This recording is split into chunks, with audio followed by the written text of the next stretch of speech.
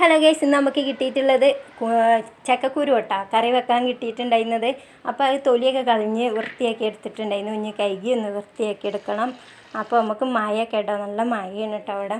എൻ്റെ കഴുകി നല്ല വൃത്തിയാക്കി എടുത്തതിൻ്റെ ശേഷം ഒരു ചെറിയൊരു കുമ്പളങ്ങേൻ്റെ പീസ് എടുത്തിട്ടുണ്ടായിരുന്നു. എത്ര പോകുന്നതെന്നല്ല, ഇതിൻ്റെ ചെറുതാണ്, ഒരു പീസേ എടുത്തിട്ടുണ്ടായിരുന്നുള്ളൂ കേട്ടോ. പിന്നെ ഒരു തക്കാളി അരിഞ്ഞിട്ട് കൊടുത്തിട്ടുണ്ടായിരുന്നു, ഒരു 3 മുളകും അരിഞ്ഞിട്ട് കൊടുത്തിട്ടുണ്ടായിരുന്നു കേട്ടോ. പിന്നെ ആവശ്യത്തിനുള്ള ഉപ്പും 1/2 ടീസ്പൂൺ മഞ്ഞൾപ്പൊടിയും ആവശ്യത്തിന് വെള്ളം ഒഴിച്ച് കൊടുത്തിട്ടുണ്ടായിരുന്നു കേട്ടോ.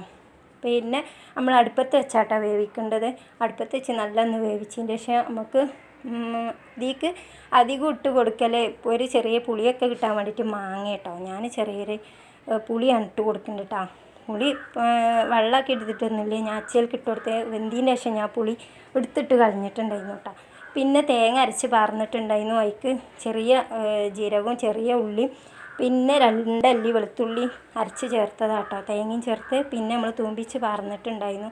പിന്നെ വാഴൻ്റെ ഇലയൊക്കെ എടുത്ത് കൊടുന്ന് ചോറ് കഴിക്കട്ടോ. ചോറ് വാഴൻ്റെ ഇലയിലാകുമ്പോൾ മക്കൾക്കൊക്കെ എല്ലാം ഇഷ്ടമാണ്, അതുകൊണ്ട് നല്ല ഭക്ഷണവും കഴിക്കൂട്ടോ. അതുകൊണ്ട് വാഴൻ്റെ ഇലയൊക്കെ എടുത്ത് കൊടുത്തിട്ടുണ്ടായിരുന്നു. അപ്പോൾ ചീര കറി ഉണ്ടായിരുന്നു, ചീരയും പരിപ്പും ഇട്ടച്ചൊരു കൂട്ടാനുണ്ടായിരുന്നു. പിന്നെ പപ്പായ തോരൻ ഉണ്ടായിരുന്നു, നമ്മളെ കറിയും പിന്നെ മീനും ഉണ്ടായിരുന്നു, അച്ചാറുണ്ടായിരുന്നു, പപ്പടം ഉണ്ടായിരുന്നു. അതൊക്കെ കൂട്ടി നല്ല ചോറ് കഴിച്ചിട്ട് നല്ല ടേസ്റ്റ് ആയിരുന്നു കേട്ടോ നമ്മളെ കറിക്ക്. പിന്നെ ഇത്രേ ഉള്ളൂ കേട്ടോ. നമ്മളെ ചാനൽ സബ്സ്ക്രൈബ് ചെയ്യാത്തവർ സബ്സ്ക്രൈബ് ചെയ്യണേ, സപ്പോർട്ട് ചെയ്യണേ, ലൈക്ക് ചെയ്യണേ.